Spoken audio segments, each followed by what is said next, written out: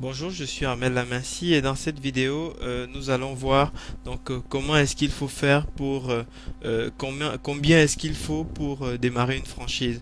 J'ai intitulé cette vidéo comme ça parce que c'est la question qui m'est le plus fréquemment posée lorsque je donne des consultations sur les salons de la création d'entreprise ou de la franchise. La question des candidats, c'est souvent mais combien est-ce qu'il faut concrètement pour démarrer une franchise? Donc dans cette vidéo, nous allons commencer tout d'abord par voir le constat.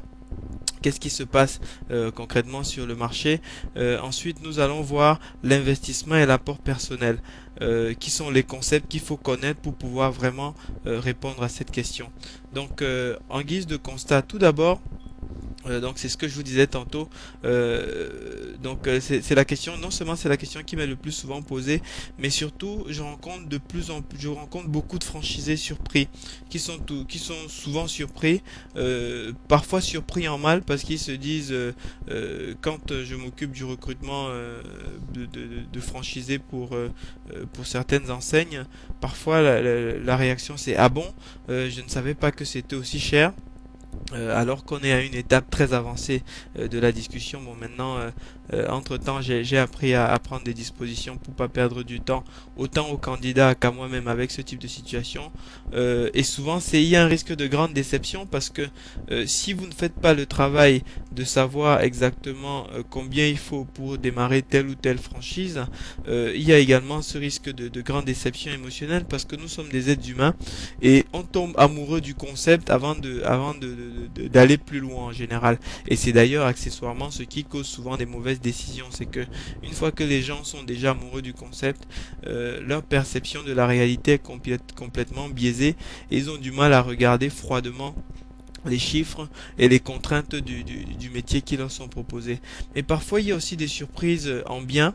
C'est des gens qui disent bah, j'ai cru qu'il fallait tant pour ouvrir votre franchise. C'est-à-dire que les designers font bien leur travail et souvent à la découverte d'un concept architectural intéressant, bien construit, joli, les gens s'imaginent qu'il faut des fortunes alors que concrètement, il ne faut pas des sommes folles. Donc le risque de ce côté-là, c'est plutôt le risque de rater une opportunité pour vous en vous disant ah non telle franchise ça doit être super cher. Je ne peux même pas, je ne dois même pas m'y intéresser. Alors que c'est faux. Une fois de plus, je vous dis moi-même je suis franchisé de certains concepts et pour certaines franchises que j'ai acheté, je n'ai pas sorti un seul centime de ma poche. Donc, parfois c'était des budgets d'investissement extrêmement faibles par rapport au retour obtenu. Donc, ne balayez pas une opportunité du revers de la main parce que vous pensez que ça va être très cher. Généralement, ce n'est pas ce que vous pensez. Renseignez-vous, prenez les informations. Et dans cette vidéo, on va voir justement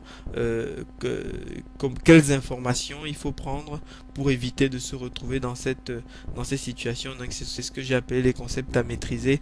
Il s'agit du concept d'investissement et du concept d'apport personnel.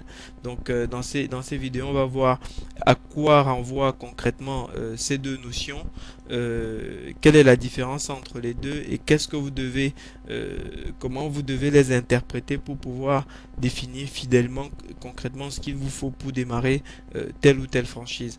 Donc voilà, merci de votre attention et n'hésitez pas à regarder les autres vidéos pour vous édifier complètement sur ce point. Bon succès, je vous souhaite très bon succès dans votre projet.